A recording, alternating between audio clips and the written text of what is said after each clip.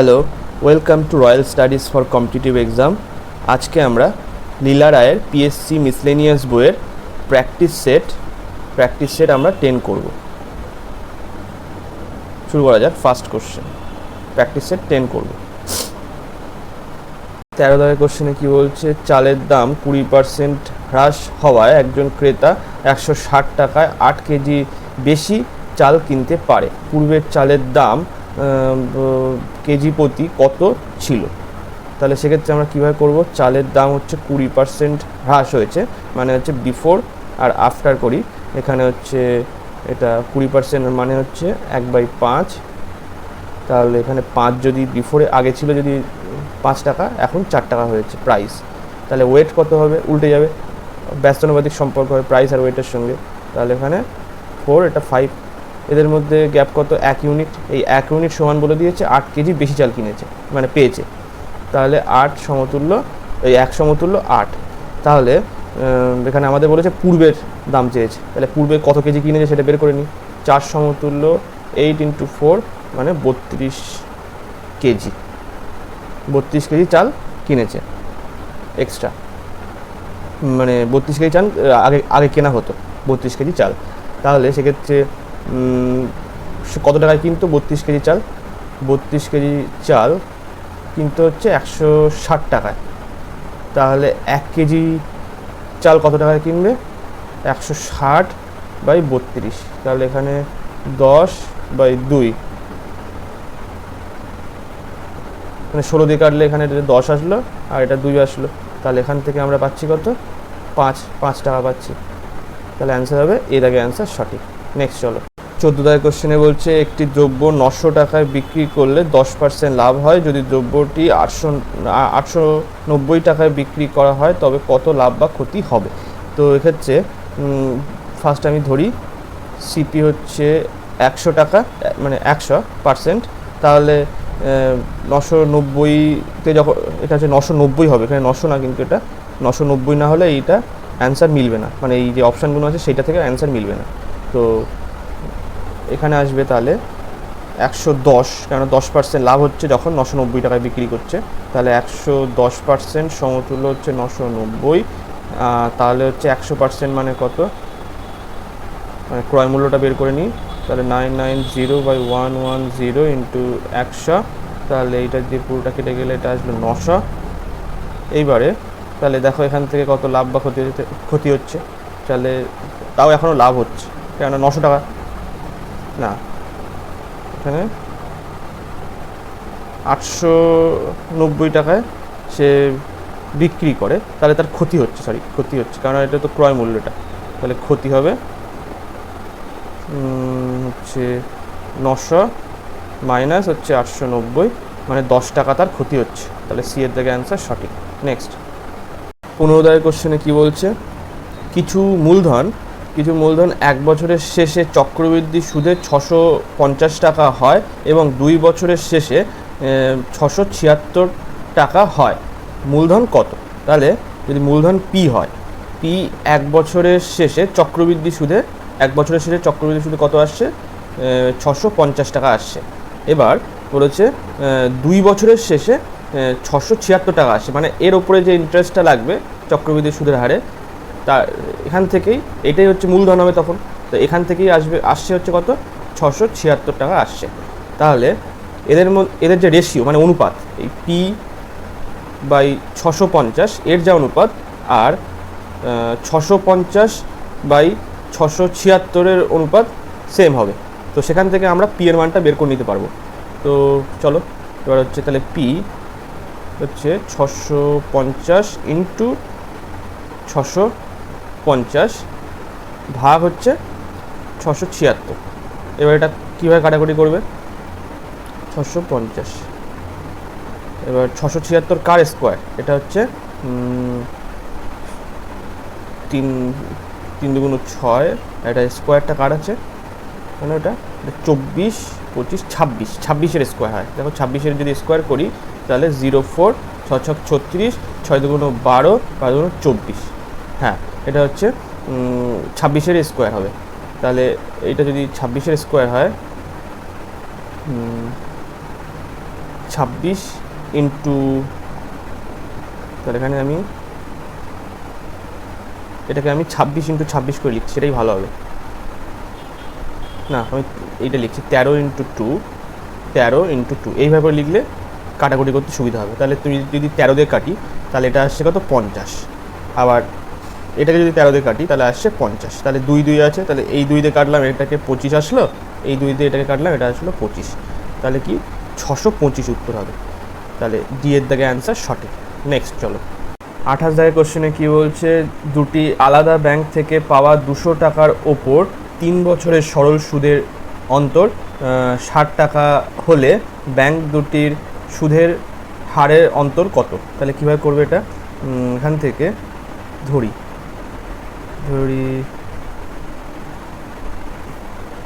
ব্যাংকের সুদের হার, দুটি ব্যাংকের, ব্যাংক দুটি, এটাই ভালো হবে।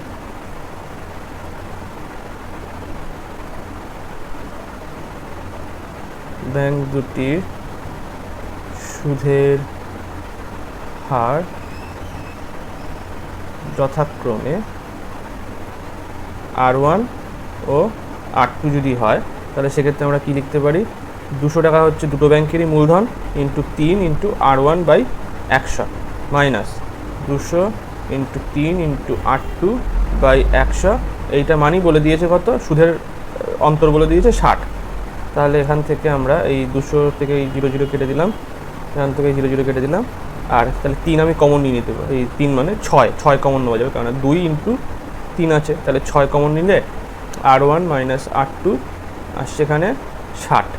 তাহলে 6 দিয়ে আমি কেটে দিলাম এটা, তাহলে 10 আসলো, তাহলে R1 মাইনাস R2 আসছে হচ্ছে 10% অন্তর। তাহলে দুটি সুদের মধ্যেকার অন্তর কত, 10%। তাহলে বি এর দাগে অ্যান্সার সঠিক। নেক্সট চলো, 29 দাগের কোশ্চেনে কী বলছে, নয়ন 4% ছাড়ে একটি কলম এবং 12% ছাড়ে একটি বই কেনে, সে দুটো মিলিয়ে মোট 10% ছাড় পায়। যদি কলম ও বই দুইয়ের মোট চিহ্নিত মূল্য 180 টাকা হয়, তবে বইয়ের মূল্য কত হবে? তো এক্ষেত্রে আমরা সেই অ্যালিগেশনের মাধ্যমে করব। তাহলে ফার্স্ট হচ্ছে পেন, এটা হচ্ছে বুক, পেন হচ্ছে 4% যদি ধরি, বুক হচ্ছে, আমি এখানে 4% দেওয়া আছে ছাড়, আর এখানে 12% ছাড় দেওয়া আছে, আর এখানে ওভারঅল ছাড় পেয়েছে কত, 10% ছাড় পেয়েছে। তাহলে এখান থেকে যেটা আমরা পাবো সেটা হচ্ছে ওর ধার্য মূল্য, মানে পি এর ধার্য মূল্য এখানে পাবো, আর মানে অনুপাত পাবো, আর বুক এর ধার্য মূল্য এখানে মানে অনুপাতটা পাবো আমরা। তো সেখান থেকে আমরা বিয়োগ করি, তাহলে 12 থেকে 10 বিয়োগ করলে আসছে এখানে 2%, মানে 2% কেন 2 আসছে, আর এখান থেকে এইটা যদি বিয়োগ করে দিই তাহলে এখানে আসছে 6। তাহলে কাটাকুটি করলে 1:3 আসলো। তাহলে টোটাল যে ধার্য মূল্যের অনুপাত কত, 4, 1 + 3 করলে 4, 4 সমতুল্য কত এখানে দেওয়া আছে, মোট চিহ্নিত মূল্য 180 টাকা দেওয়া আছে। তাহলে এখানে চেয়েছে বইয়ের চিহ্নিত মূল্য, চেয়েছে মূল্য বলে চিহ্নিত মূল্য, তো এখানে 3 সমতুল্য এখানে আসছে 180 ইন্টু 3/4, তাহলে এটা দিয়ে যদি কাটি 4 4 16 আর এখানে 5, তাহলে 135 আসছে, মানে 3 4 12, মানে 120 আর 3 5 15, মানে 135। অ্যান্সার হবে বি এর দাগে অ্যান্সার সঠিক। নেক্সট চলো, 30 দাগের কোশ্চেনে কী বলছে, 28 লিটার জল মিশ্রিত দুধে দুধ ও জলের পরিমাণের অনুপাত 5:3, মিল্ক আর ওয়াটারের অনুপাত 5:2, আর মিশ্রণটিতে কত লিটার জল ঢাললে মিশ্রণে দুধ ও জলের পরিমাণ 2:5 হবে, মানে কত লিটার জল ঢাললে, তাহলে ওয়াটার ঢালা হচ্ছে, তাহলে মিল্ক সেম থাকা উচিত, তাহলে এখানে আমাদের রেশিওটা সেম আনার জন্য এখানে 5 দিয়ে গুণ করলাম, এখানেও তাহলে 5 দিয়ে গুণ হবে, আর এখানে 2 দিয়ে গুণ করলাম, তাহলে এখানে 10 চলে আসলো, সেম চলে আসলো এখানে। তাহলে এইটা আমি এইদিকে লিখছি, মিল্ক আর ওয়াটার, এটা হচ্ছে 10, এটা 4, এখানে 10, এটা হচ্ছে 25 আসলো। এবার দেখো এখানে 28 লিটার জল মিশ্রিত দুধে দুধ ও জলের পরিমাণ অনুপাত 5:2। আচ্ছা 5:2। মিশ্রণটিতে কত লিটার জল ঢাললে মিশ্রণে দুধ ও জলের পরিমাণ 2:5 হবে? তাহলে এখান থেকে আচ্ছা 28 লিটার মিশ্রণে দুধ ছিল, তার মানে এইটা হচ্ছে 28 লিটার, মানে 14 সমতুল্য। প্রথমে তো 14 অনুপাত আছে এখানে, তাহলে 14 সমতুল্য এখানে আসছে কত? 28 লিটার। তাহলে আমাদের চেয়েছে হচ্ছে যে কত লিটার জল মেশাতে হবে, তাহলে এখান থেকে গ্যাপ হচ্ছে 21, তাহলে 21 সমতুল্য কত হবে? তাহলে 28/14 ইন্টু 21, এইটা দিয়ে যদি আমি কাটি, এটা 2 আসলো, তাহলে এখান থেকে উত্তর আসছে হচ্ছে 42 লিটার। তাহলে 42 লিটার জল মেশাতে হবে, তারপরেই এই অনুপাত আসবে। নেক্সট চলো, 42 কোশ্চেনে বলছে একটি ব্যবসায় এ ও বি এর বিনিয়োগের অনুপাত হচ্ছে 5:3। লভ্যাংশের 10% চ্যারিটিতে দান করা হয় এবং এ এর লভ্যাংশের পরিমাণ হচ্ছে 900 টাকা হলে মোট লাভের পরিমাণ কত হবে?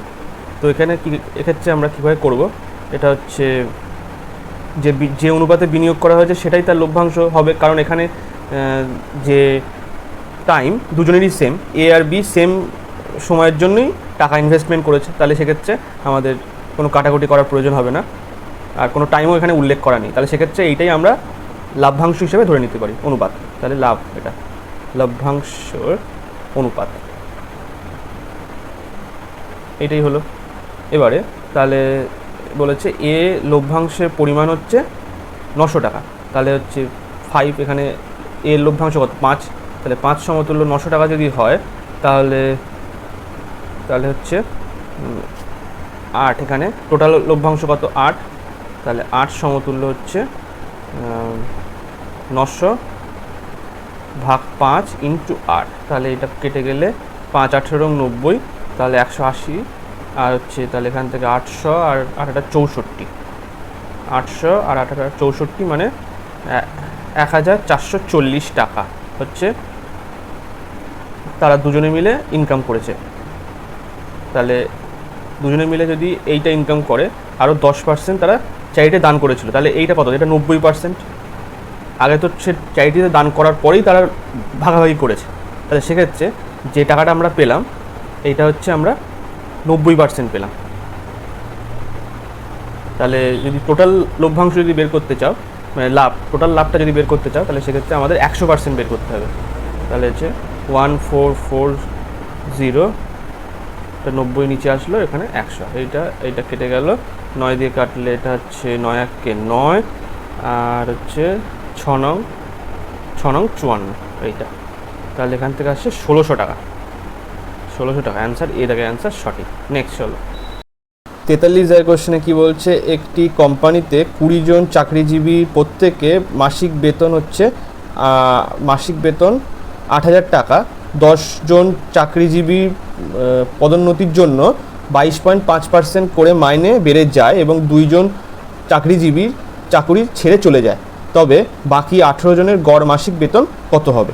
তো এক্ষেত্রে আমরা ফার্স্ট আগে 10 জন যারা পদোন্নতি হয়েছে, 10 জনের বর্তমান মানে নতুন বেতন কত হবে? এটা হচ্ছে 8,000 টাকা করে প্রত্যেকেই পেতো, মানে 10 জনও প্রত্যেকে 8,000 টাকা করেই পেতো, প্রত্যেক 10 জনের, হ্যাঁ, তাহলে 8,000 টাকা করে পেতো। আর হচ্ছে এখন বেড়ে গেছে কত? 22.5% করে 5% বেড়ে গেছে, তাহলে 122.5% হবে। পার্সেন্ট মানে এখানে নিচে 100 চলে আসলো, 0 0 কেটে গেল, আর 0 এদিকে চলে আসলে 1225 ইন্টু 8 গুণ করলে হচ্ছে 8 12 8 12 কত?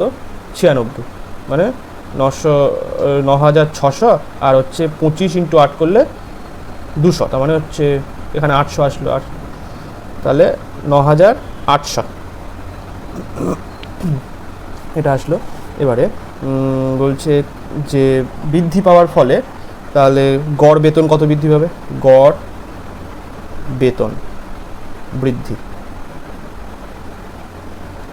তাহলে আগে এখন হচ্ছে 9,800 আর আগে 8,000 টাকা করে পেত। তাহলে এইটা আর এটা 10 জনের মধ্যে বাড়ছে, তাহলে 10। আর এই যে বৃদ্ধি যে সংখ্যাটা সেটা কতজনের মধ্যে ভাগ হবে? এটা হচ্ছে 18 জনের মধ্যে ভাগ হবে, কারণ দুজন তো অলরেডি চাকরি ছেড়ে চলে গেছে। তাহলে এই দুজনের মধ্যে ভাগ হবে এইটা। তাহলে কি আসছে? এখানে হচ্ছে 9,000 ইন্টু 10/18। এটা যদি আমি কাটি 5 18 90, মানে এখানে 500 আর এখানে 10, মানে 5,000 আসলো। এইটা বৃদ্ধি হয়েছে কত? দাঁড়াও, 5 18, ও ভুল করেছি তো। হ্যাঁ, এখান থেকে এটা বিয়োগ করলে তো 1800 আসে, আমি 9,000 লিখেছি। 1800 এখান থেকে আসলো, আর এটা হচ্ছে 0 আসবে, এটা 0, 8,000। তাহলে 1800 ইন্টু 10/18, তাহলে এখান থেকে 100, তাহলে 1000 আসলো। এটা 1000 আসলে তাহলে এখান থেকে তবে বাকি 18 জনের গড় বেতন কত হবে? তাহলে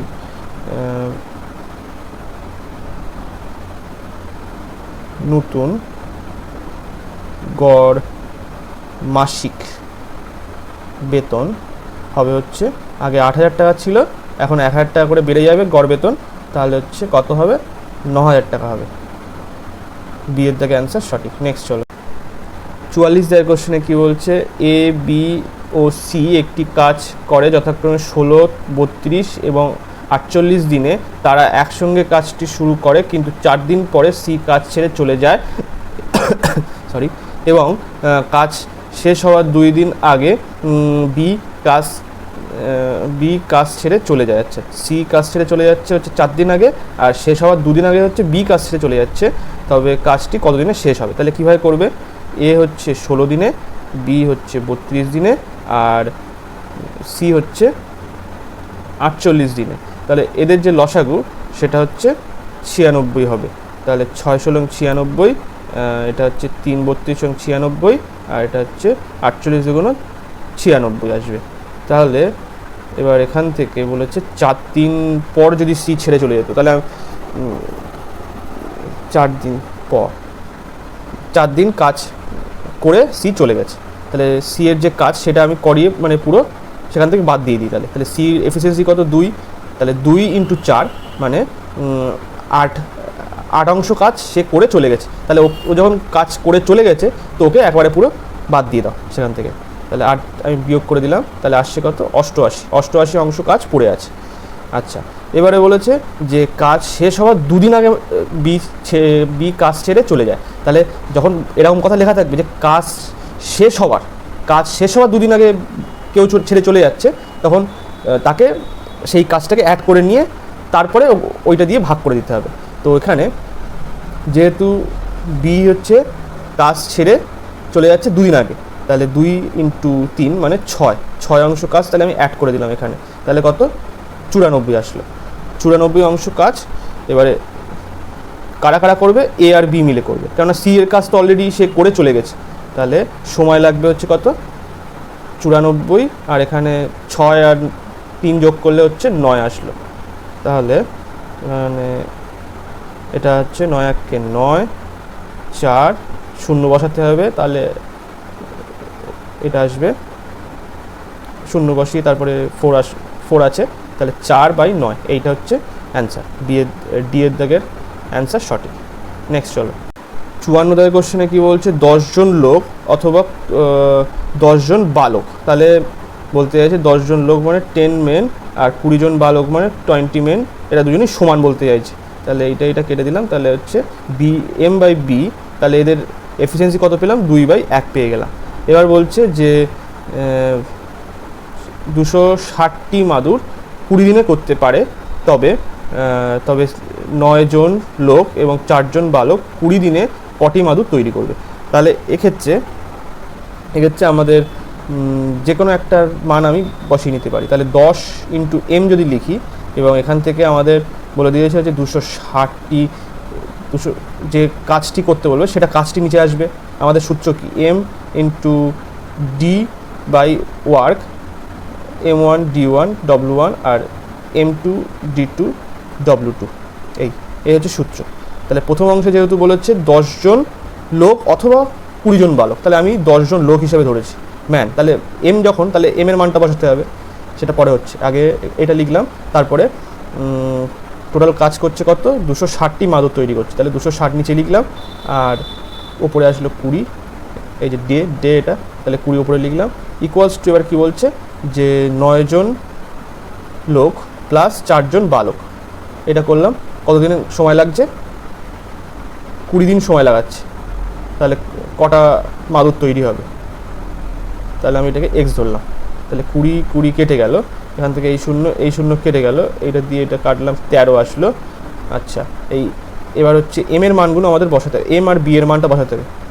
তাহলে এম এর মান তো 2, আর এখানে 13 আছে, আর এখানে হচ্ছে এম এর মান 2 বসালে হচ্ছে 18, প্লাস হচ্ছে 4 প্লাস 1 করলে তো 4 আসলে এখানে হচ্ছে এক্স। তাহলে এক্স এর মান কত আসবে, 22 ইন্টু 13/2। তাহলে এটা কাটলাম, তাহলে এক্স এর মান আসছে হচ্ছে 11 ইন্টু 13, মানে হচ্ছে 3, 4, 130, আর হ্যাঁ 143 আসার কথা। আচ্ছা, 54 দাগের কোশ্চেনে কিছু ভুল আছে কিনা জানি না, কেননা উত্তরে তো কোনো মাথামুন্ডু দেয়নি, সব ভুলভাল করে করা আছে এখানে। আর আমার এটা এই অঙ্কটা ঠিক আছে কিনা আপনারা আরেকবার করে দেখবেন তো, এই অঙ্কটা ঠিক আছে কিনা, উত্তরটা ঠিক এসছে কিনা একবার দেখবেন তো। প্রসেস তো ঠিক আছে, একদম শিওর, ঠিক আছে। তাহলে আমি নেক্সট কোশ্চেনে যাচ্ছি। আচ্ছা, ওই কোশ্চেনের একটুখানি অ্যান্সারটা, এই কোশ্চেনের অ্যান্সারটা একবার যারা যদি সঠিক করতে পারেন, এখানে তো কোনো অ্যান্সার মিললো না, এটা আমার এসছে 143। তো এখানে মনে হয় কোনো সংখ্যার ভুল দেওয়া আছে বলে, যার কারণে উত্তরটা ঠিকঠাক আসছে না। আপনারা একবার করে দেখবেন, করে দেখে যদি উত্তর চলে আসে তাহলে একবার একটুখানি স্ক্রিন ছবি তুলে আমার টেলিগ্রাম চ্যানেলে পাঠিয়ে দেবেন, তাহলে আমি পরের দিন সেটা আবার করে দেবো। আমার তো প্রসেস তো ঠিকই আছে মনে হচ্ছে, আমি তো একবার দেখেছিলাম খাতায় করে, তো আরেকবার আপনারা একটু দেখবেন, ঠিক আছে। আমি 55 দাগটা করাচ্ছি। এখানে বলছে কি, একটি চৌবাচ্চায় ভর্তি করতে এ নলের সময় লাগে হচ্ছে 20 মিনিট, এ নলে হচ্ছে 20 মিনিট সময় লাগছে। চৌবাচ্চাটিতে অন্য একটি নল বি লাগালে এ ও বি নল মিলে একসঙ্গে চৌবাচ্চাটি ভর্তি করে হচ্ছে কত, 12 মিনিটে ভর্তি করছে একসঙ্গে। তাহলে এখানে আসছে কত, 60, তাহলে এটা হচ্ছে 3, এটা হচ্ছে 5। এবার একসঙ্গে চৌবাচ্চাটি তবে বি নল একা চৌবাচ্চাটি কতক্ষণে ভর্তি করবে। তাহলে এখানে বি এর এফিসিয়েন্সি তাহলে কত আসছে, তাহলে 5 - 3 মানে 2 হচ্ছে বি এর এফিসিয়েন্সি। তাহলে বি এর সময় লাগবে 60/2, 30 মিনিট সময় লাগবে। তাহলে বি এর দাগে অ্যান্সার সঠিক। নেক্সট চলো। 56 দাগের কোশ্চেনে কি বলছে, একটি ট্রেন তার স্বাভাবিক গতিবেগের 7/11 গুণ গতিবেগে গেলে একটি স্থানে যেতে 7 ঘন্টা সময় লাগে। ট্রেনটি তার স্বাভাবিক গতিবেগে গেলে স্থানটিতে কত সময় কম লাগে। তাহলে কি হবে, আমাদের এখানে স্পিডের ফ্র্যাকশানটা বলে দিয়েছে কত, স্পিড তার ফ্র্যাকশান হচ্ছে প্রথম অরিজিনাল বা এটা স্বাভাবিক অরিজিনাল, আর হচ্ছে আফটার না অরিজিনাল, আর হচ্ছে এটা হচ্ছে কি বলবো, এটা হচ্ছে অরিজিনাল, আর এটা হচ্ছে বর্তমান ধরে নাও। তাহলে 11 হচ্ছে স্বাভাবিক স্পিড, আর যদি সে 7 গুণে এখন চালায় তাহলে সেটা হচ্ছে তার স্পিড হচ্ছে এইটা, মানে 7 হচ্ছে এখন স্পিডে চালাচ্ছে, আর আগে নর্মাল স্পিড কত 11, তাহলে সেটা লিখলাম। তাহলে যেহেতু ডিস্টেন্স সেম, তাহলে টাইমটা কী হবে, উল্টে যাবে, তাহলে 7:11 হবে। এবারে এখানে বলেছে যে যদি 7 স্পিডে চালায় তাহলে 22 ঘন্টা সময় লাগে। তাহলে 7 অনুপাতে যখন চালাবে স্পিডে তখন তার 22 ঘন্টা সময় লাগছে। তাহলে এখানে 7 অনুপাতের ক্ষেত্রে আমরা কত পেয়েছি, 11 অনুপাত পেয়েছি টাইম, তাহলে 11 সমতুল্য হচ্ছে এখানে 22 ঘন্টা লাগছে। তাহলে আমাদের এখন স্বাভাবিক স্পিড টাইম বের করতে বলেছে, তাহলে 7টা বের করতে হবে। 7 সমতুল্য হচ্ছে কত, 2 × 7 ঘন্টা, মানে হচ্ছে 14 ঘন্টা সময় লাগবে। কিন্তু এখানে বলেছে যে কত সময় এক্স কম সময় লাগছে। 14 ঘন্টা হচ্ছে মানে স্বাভাবিক স্পিডে যখন চালাবে তখন 14 ঘন্টা লাগবে, তাহলে কম সময় লাগছে কত, কম সময় হচ্ছে 22 ঘন্টা তার লাগছিল যদি 7-এর স্পিডে সে চালাতো, কিন্তু নর্মাল যে স্পিড 11 ইউনিট সেই স্পিডে চালালে তার 14 ঘন্টা সময় লাগছে, তাহলে হচ্ছে এখানে তার 8 ঘন্টা কম সময় লাগছে, তাহলে 8-এর দাগে সি এর দাগে অ্যান্সার সঠিক। নেক্সট চলো 66 দাগের কোশ্চেনে কী বলছে, এটা সরল আছে, এই সরলটা করতে হবে। 1/5 প্লাস 999 প্লাস 495, এটা তো অনেকবারই করা হয়েছে এই ধরনের কোশ্চেন। আচ্ছা তাহলে আসলে 1/5, আচ্ছা এখানে হচ্ছে 999, আচ্ছা এটাকে আমি 1000 মাইনাস 1 করবো ইন্টু 999 দিয়ে গুণ করে দিলাম এটা, প্লাস এইটার সঙ্গে এবারে 495 ইন্টু 99, কত দিয়ে কাটা যাবে এটা, এটা হচ্ছে 7 নং 63, 5 নং 45, তাহলে 5 দিয়ে যাচ্ছে এটা, তাহলে পুরোপুরি 5 দিয়ে কেটে গেল। তাহলে এবার দেখো এখানে হচ্ছে 1/5 আছে আর নিচে এখানেও 1/5 আছে, এই 494/5 আছে, তাহলে আমি এটা কি লিখতে পারি, 494 প্লাস 1/5 প্লাস এখানে আসছে হচ্ছে 99,000 মাইনাস হচ্ছে 99, তাহলে এখান থেকে কি আসছে দেখো, এটা হচ্ছে 495 আসবে, তাহলে কত আসবে, 99 আসবে, তাহলে এখান থেকে 5 দিয়ে যদি কেটে দাও ভাগ করে দাও তাহলে 99 আসলো ওখান থেকে, প্লাস 3 0 মাইনাস 99, তাহলে এইটা কেটে গেল, তাহলে আলটিমেটলি উত্তর কত আসলো, 99,000, বিয়ের দাগে অ্যান্সার সঠিক।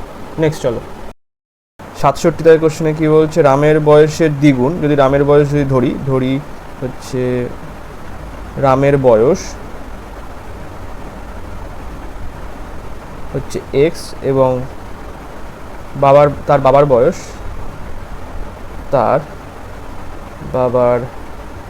বয়স হচ্ছে ওয়াই, তাহলে কি আসছে, এখানে বলছে রামের বয়সের দ্বিগুণ হচ্ছে 2x ও তার বাবার বয়স হচ্ছে ওয়াই যদি ধরি, সেটা হচ্ছে সমষ্টি হচ্ছে 79। এবার রামের বয়স ও তার বাবার বয়সের দ্বিগুণের সমষ্টি হচ্ছে 104 বছর। রাম, তার বাবা এবং তার মায়ের বয়সের গড় হচ্ছে 36 বছর। রামের মায়ের বয়স কত সেটা বের করতে বলেছে। তাহলে এখান থেকে পরেরটাকে লিখি, রামের বয়স ও তার বাবার বয়স, রামের বয়স এক্স ও তার বাবার বয়সের দ্বিগুণের সমষ্টি হচ্ছে 104। তাহলে এটাকে যদি আমি সমান করতে চাই তাহলে 2 দিয়ে গুণ করে দিলাম, তাহলে এটা 4 করে দিলাম আর এটা 208 করে দিলাম, তাহলে মাইনাস চিহ্ন চেঞ্জ করে দিলাম এখানেও তাই, এই জায়গাটা এটা কেটে গেলে -3y, এখান থেকে এটা হবে 20879, আগে বিয়োগ করলে এটা 9, হাতে 1 2 আসলো, হাতে 1, তাহলে -129 এইটা আসলো, তাহলে এইটা কেটে গেলে তাহলে y আসছে কত 43 আসলো। এবার এখানে বলে দেওয়া আছে হচ্ছে যে রাম, তার বাবা এবং তার মায়ের বয়সের গড় হচ্ছে এত, তাহলে তিনজনের বয়স হচ্ছে রামের ফাদার প্লাস রামের মাদার হচ্ছে এদের বয়সের গড় হচ্ছে 32, তাহলে তিনজন যেহেতু তাহলে 3 দিয়ে গুণ করতে হবে, তাহলে কত আসলো, এটা আমি কেটে লিখি 96 আসলো, 96। এবার এখানে রামের বাবার বয়স পেয়ে গিয়েছি কত, 43 বছর। আচ্ছা রামের বয়স তাহলে কত হবে, যে কোনো একটা জায়গা থেকে ইকুয়েশনে মানটা বসিয়ে দিয়ে আমি বের করে নিতে পারি, তাহলে 2x প্লাস হচ্ছে 43 আর এখানে হচ্ছে 79, তাহলে 2x ইকুয়ালস টু আমি কী লিখতে পারি, এখান থেকে এটা যদি বিয়োগ হয়ে যায় তাহলে 6 আর এখানে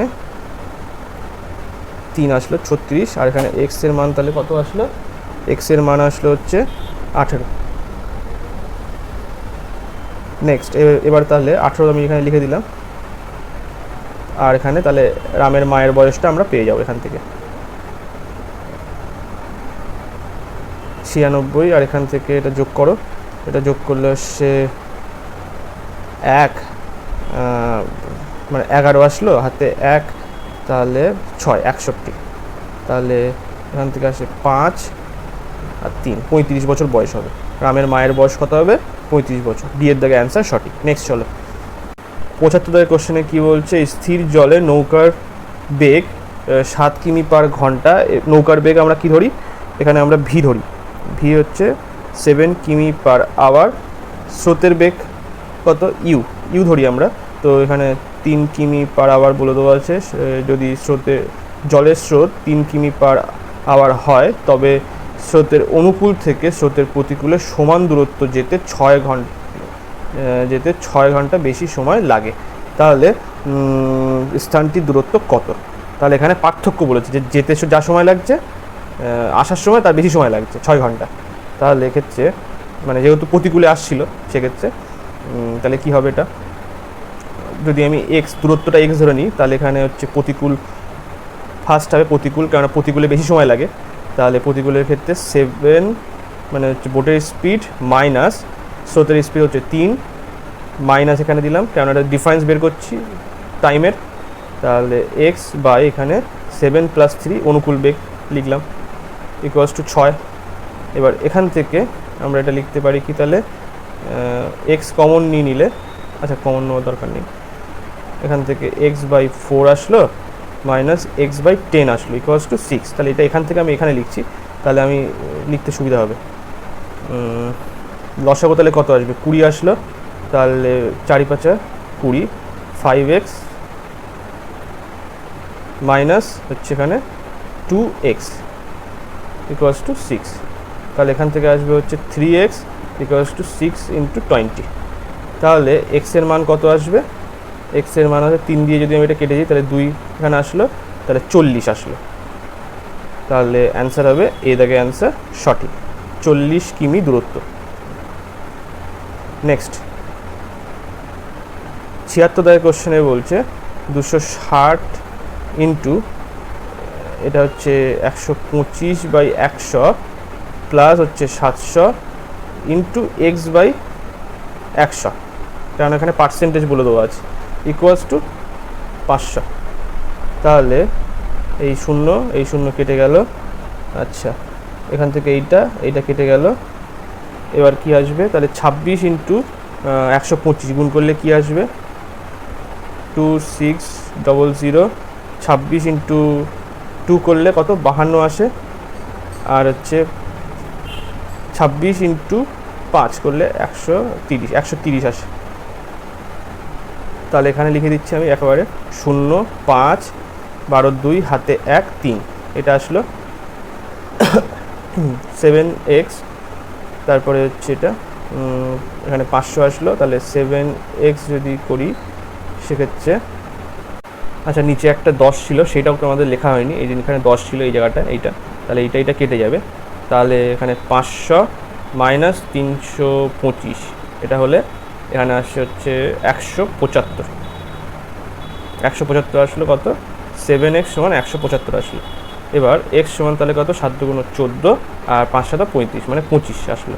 তাহলে x এর মান হবে 25। ডি এর দাগে অ্যান্সার সঠিক। নেক্সট 77 দাগের কোশ্চেনে কি বলছে? 88 দিয়ে ভাজ্য 4 অঙ্কের বৃহত্তম সংখ্যাটি কত? 88 দিয়ে বিভাজ্য 4 অঙ্কের বৃহত্তম সংখ্যাটি কত? এটা হচ্ছে 4 অঙ্কের বৃহত্তম সংখ্যা আমাদের জানা আছে কত? 99, সব থেকে বৃহত্তম। এবার এখান থেকে 88 দ্বারা বিভাজ্য সেইটা আমাদের বের করতে হবে বৃহত্তম সংখ্যা। তাহলে এটাকে ভাগ করলাম 1 দিয়ে, তাহলে 11 আসলো। তারপরে 9 আবার 1 দিয়ে যাবে, 88 লিখলাম, তাহলে এখানে 1, এটা হবে 3, আবার 9 নেমে গেল নিচে। এবার কত দিয়ে যাবে? 4 × 32, 4 দিয়ে যাবে না, 3 দিয়ে যাবে। তাহলে 3 × 24 আর 3 × 24, তাহলে 4, 6, 2। তাহলে এবারে এটা 5 আসলো, এখানে আবার 5, 55, এই হচ্ছে 55। তাহলে নির্ণেয় সংখ্যাটি হবে যেটা হচ্ছে ছোট, সেক্ষেত্রে কী হবে? এই 88 মাইনাস 55 করলে কত আসে? তাহলে নির্ণেয় সংখ্যা হচ্ছে 9999 মাইনাস হচ্ছে 88 মাইনাস 33 এই 55, তাহলে এখান থেকে 33 আসে, তাহলে বিয়োগ করলে আসছে কত 9966, তাহলে অ্যান্সার হবে দাঁড়াও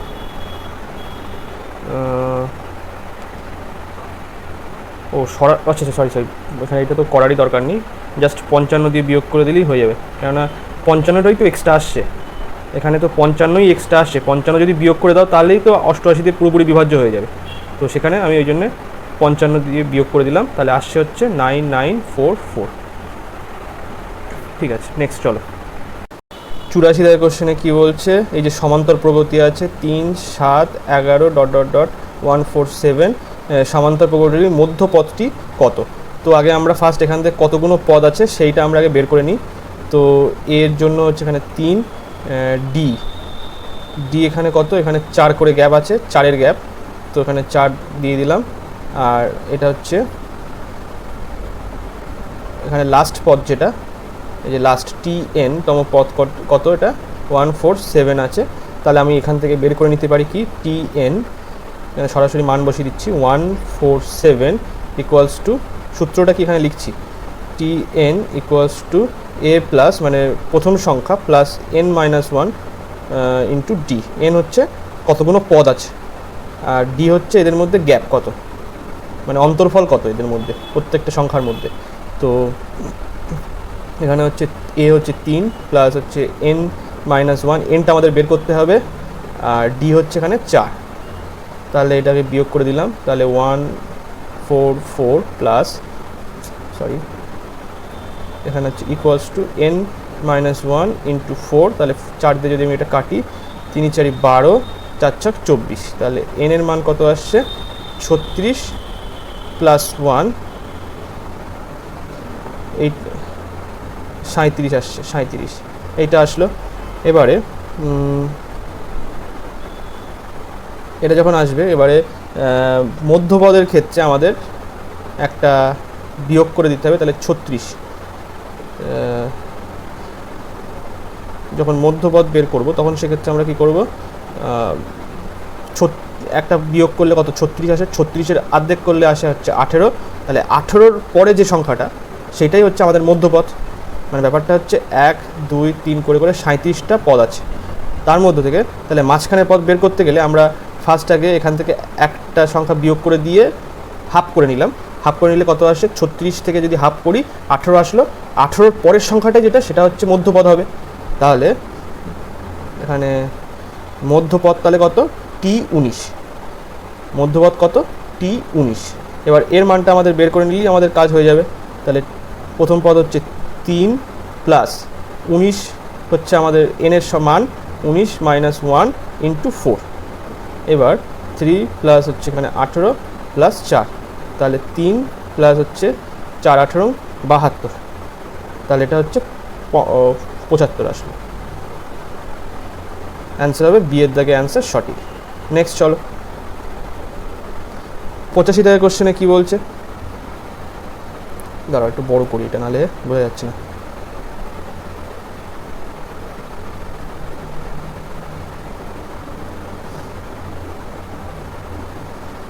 ওকে আচ্ছা, এবার এখানে বলছে যে রমেনের কাছে কিছু মুরগি এবং কিছু ছাগল রয়েছে, মোট মাথার সংখ্যা 81 এবং মোট পায়ের সংখ্যা হচ্ছে 234 হলে রামেনের কাছে কটি ছাগল আছে। তো এইটার ক্ষেত্রে আমরা কীভাবে করব, এটার ক্ষেত্রে আমরা অ্যালিগেশনের মাধ্যমে করব। ফার্স্ট আমরা মাথা কতগুলো আছে এখানে, না আমাদের এখানে ছাগলের যে পা সেটা কটা পা আছে, এখানে ছাগলের পা 4টে হয়, তাহলে 4, এখানে মুরগি কতগুলো পা, মুরগির 2টো পা, তাহলে এটা হচ্ছে গোট আর এটা হচ্ছে মুরগি মানে হচ্ছে হ্যান, H দিলাম। তো আর হচ্ছে এখানকার গড় কত, তাহলে পায়ের সংখ্যা এতগুলো 234, তাহলে 81 দিয়ে ভাগ করলে প্রত্যেকের কতগুলো করে গড়ে পা আছে সেটা আমরা পেয়ে যাব গড়ে। তাহলে এখান থেকে যদি 3 4 ভাগ করি কত দিয়ে আসবে, 3 অষ্টা 24, না 3 দিয়ে যাবে না, 2 দিয়ে যাবে। তাহলে পয়েন্টে উত্তর এনে লাভ নেই, গড় হচ্ছে তাহলে কত, এখানে 234/81, এটা আসলো। এবার 81 দিয়ে এটা গুণ করে দাও, তাহলে সব দিকে যদি 81 দিয়ে গুণ করে দিই তাহলে আমাদের এটা সরল আকারে চলে আসবে। তাহলে এখানেও 81 দিয়ে গুণ করলাম, তাহলে এই 81 কেটে গেল। এবার তাহলে জি আর এইচ নতুন করে লিখছি, কত আসছে, 4 8 32, মানে 324, আর এখান থেকে এটা আসছে হচ্ছে 162, আর এখানে আছে কত, 234। এবার এখান থেকে এটা যেটা আসবে, যে অনুপাতটা আসবে সেটা হচ্ছে কোন, মানে ছাগল আর মুরগির সংখ্যার অনুপাত আসবে এখানে। তাহলে এখান থেকে এটা যদি বিয়োগ করি, এটা হচ্ছে 100 আসলো এখানে, আর এখান থেকে এটা বিয়োগ যদি, এইটার থেকে এটা বিয়োগ যদি করো, তাহলে এখানে আসলো 2, আর হচ্ছে 4 আর 3 7, হাতে 1 আসলো, হ্যাঁ 72 আসলো এটা। তাহলে এবার এটা কেটে দাও, কত আসে, 4 দিয়ে কাটো, 4 1 4, 4 8 32, হ্যাঁ এটা হচ্ছে 25। তাহলে এটা যোগ করলে কত আসে, 18 আর 25 যোগ করলে আসে হচ্ছে 30, আর এখানে 30 আর 13, 43 আসে। 43 সমতুল্য এখানে বলে দিয়েছে কত, 81। আচ্ছা একটু ভুল হয়েছে জায়গাটায়, এখানে একটা ভুল হয়েছে, সেটা হচ্ছে এটা 100 হবে না, মানে বিয়োগ ঠিক করে করা হয়নি। এখান থেকে এটা যদি বিয়োগ করি, এইটার থেকে এটা বিয়োগ করলে এখানে 90 আসবে, আর এটার থেকে এটা বিয়োগ করলে এখানে আসবে কত, এটা হচ্ছে 72 আসছে। তাহলে 2, হ্যাঁ 72 আসছে। তাহলে 9 দিয়ে কাটলে কত আসে, এটা 8 9 72, এটা আসলো। এবার আবার যদি কাটো, এখানে 4 আসলো, এটা 5 আসলো, তাহলে এখানে আসছে কত, 4:5, এই অনুপাতটা আসলো। এবার এখানে আমাদের এটা মুছে দিচ্ছে, এইটা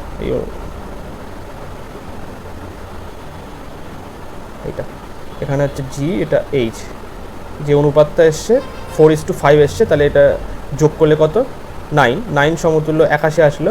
তাহলে এটা দিয়ে এটা কাটলাম, 9 1 সমতুল্য 9 আসলো।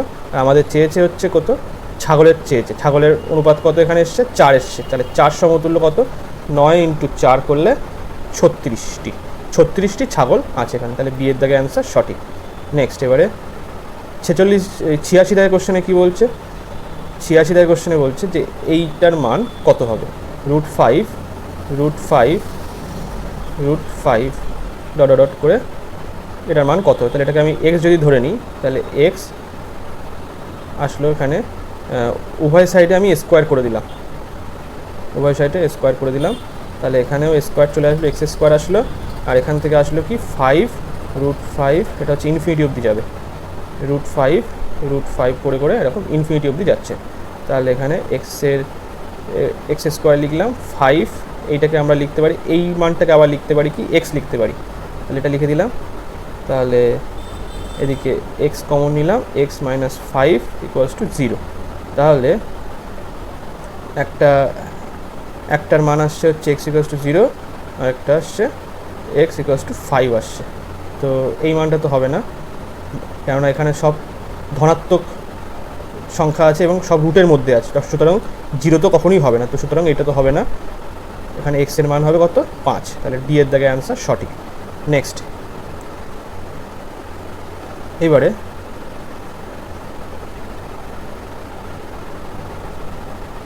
হচ্ছে 89 দাগের কোশ্চেনটা কীভাবে করতে হবে দেখো। এই কোশ্চেনটা বলেছে যে 1 <= x <= 3 এবং 2 <= y <= 4 হলে x/y এর বৃহত্তম মান কত হবে। তো এক্ষেত্রে আমরা x/y এর মানটা কীভাবে করব, দেখো নিচে যত বড় সংখ্যা আসবে তত পুরো মানটা ছোট হবে, নিচে বড় সংখ্যা আসলে ও পুরো মানটা ছোট হবে, কিন্তু যদি নিচে ছোট সংখ্যা আসে তাহলে পুরো মানটা বড় হবে, আর উপরে তো বড় বসলে বড় হবেই, আর ছোট বসলে ছোট হবে। তো সেক্ষেত্রে এক্সের মান আমরা বড়ই ধরতে হবে, মানে এখানে এক্সের মান সর্বোচ্চ যেটা সব থেকে বড় 3, x less than equals to 3 দেওয়া আছে, তাহলে এক্সের মান আমরা 3 বসালাম, আর ওয়াইয়ের মান সব থেকে ছোটো বসাতে হবে, যার জন্য পুরো ভ্যালুটা বড় আসে। তাহলে সব থেকে ছোটো ভ্যালু কত? ওয়াইয়ের সব থেকে ছোটো ভ্যালু হচ্ছে 2, তাহলে এখানে 2 বসিয়ে দিলাম, তাহলে অ্যান্সার হচ্ছে সি। সব থেকে বড় ভ্যালু হবে এক্স বাই ওয়াইয়ের সব থেকে বড় ভ্যালু হচ্ছে সি। নেক্সট চল এবারে 90 কোশ্চেনে কী বলছে, একটি তার বাঁকিয়ে 56 সেমি ব্যাসার্ধ বিশিষ্ট বৃত্তে পরিণত করা হয়, তারটিকে যদি একটি বর্গক্ষেত্রের আকারে বাঁকানো হয় তবে তার ক্ষেত্রফল কত হবে? কীভাবে করবে এটা? এক্ষেত্রে বৃত্তের পরিসীমা, বৃত্তের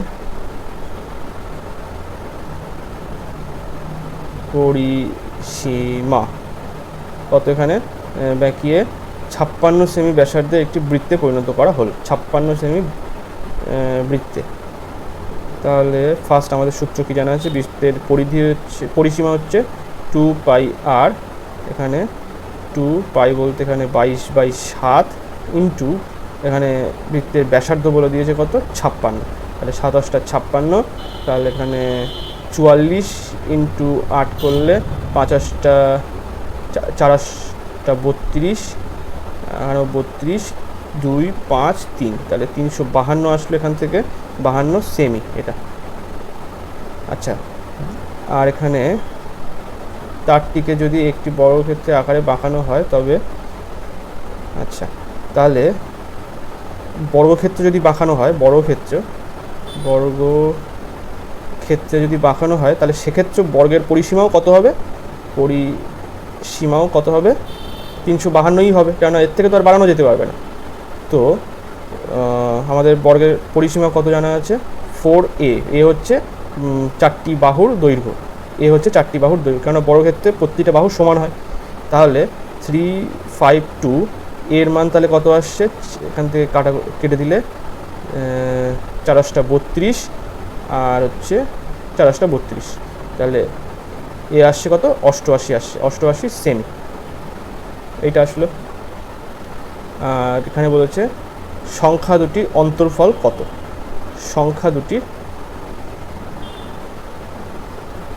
এটা না, তাহলে তার ক্ষেত্রফল কত হবে? বর্গক্ষেত্রের ক্ষেত্রফল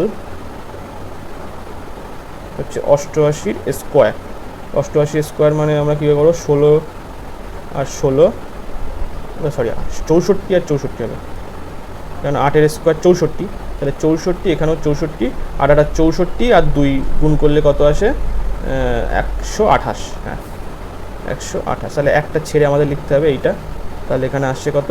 4, 6 × 12, 13, 14, 4 হাতে 1, 4 আর 2 6, এখানে 7, আর এখানে 6 আর 1 7, তাহলে আসছে কত উত্তর? 7744, 7744 অ্যান্সার হবে, এর আগে অ্যান্সার সঠিক। নেক্সট 91 কোশ্চেনে কি বলছে, একটি সংখ্যার লসাগু হচ্ছে এত এবং গসাগু হচ্ছে 5, সংখ্যা দুটির যোগফল হচ্ছে 100, তাহলে সংখ্যা দুটির অন্তর্ফল কত? তাহলে এখানে হচ্ছে ব্যাপারটা x + y, আমি দুটো সংখ্যা ধরলাম x + y, এটা হচ্ছে কত?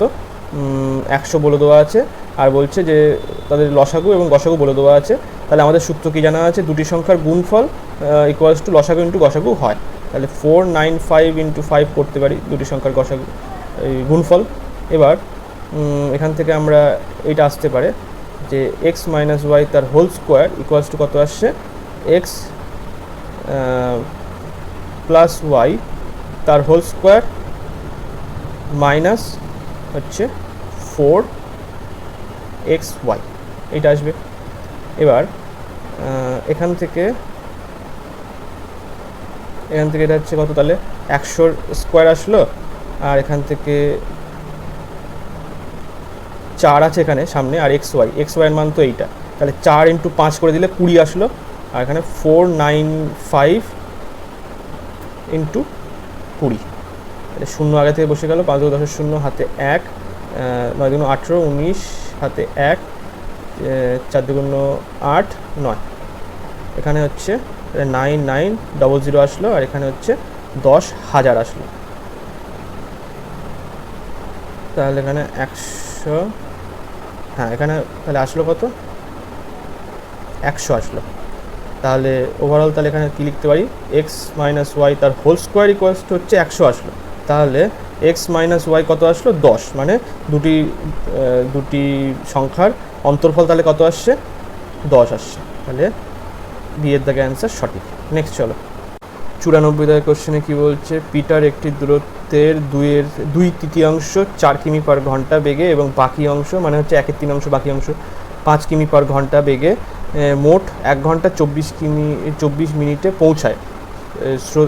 স্থানটির দূরত্ব কত? তাহলে কীভাবে করবে এটা, যদি ধরি হচ্ছে দূরত্ব কত, x কিমি, তাহলে আমরা এখানে লিখতে পারি কি, যে যত অংশ যাওয়ার কথা ছিল তার 2/3 অংশ কত স্পিডে গেছে, 4 কিমি স্পিডে গেছে, আর বাকি অংশ হচ্ছে 1/3 অংশ, সেটা হচ্ছে কত স্পিডে গেছে, 5 কিমি পার আওয়ার স্পিডে গেছে। আর এখানে সময় লাগছে কত, 1 ঘন্টা 24 মিনিট। সেটাকে যদি আমি কনভার্ট করে নিই তাহলে কত আসে, এখানে আমি করছি 1 + 24/60, তাহলে এটা দিয়ে আমি 12 দিয়ে কাটলাম, 5 আসলো, তাহলে এখানে 5 ওপরে 7 আসলো, 5 + 2 করলে 7, তাহলে 7/5 আসলো এখানে। তাহলে এখান থেকে আসছে 20 কমন, এখান থেকে 5 আর 7 আসলো। আচ্ছা, তাহলে 20 যদি কমন হয় এখানে 5 দিয়ে করলে মানে 10x/3 প্লাস এইটা আসলে হচ্ছে, এখানে 3 তো আসবেই, এখানে আসলে 4x এটা আসলো। এবার এটা দিয়ে আমি এটাকে কেটে দিলাম, 4 আসলো এখানে। এবার উপরে এটা আসছে হচ্ছে 3 কমন আসলো, আর উপরে 4x আসলো, আর নিচে হচ্ছে 4x না 14x ইকুয়ালস টু 7। তাহলে 7 দিয়ে এটাকে কেটে দিলাম, তাহলে 2 আসলো, 2টা দিয়ে এটাকে কেটে দিলাম, তাহলে এখানে নিচেও 2 আসলো। তাহলে x/6 ইকুয়ালস টু 1, তাহলে x এর মান কত আসছে, 6 আসছে। তাহলে স্থানটির দূরত্ব কত, 6 কিমি। সি এর দাগে অ্যান্সার সঠিক।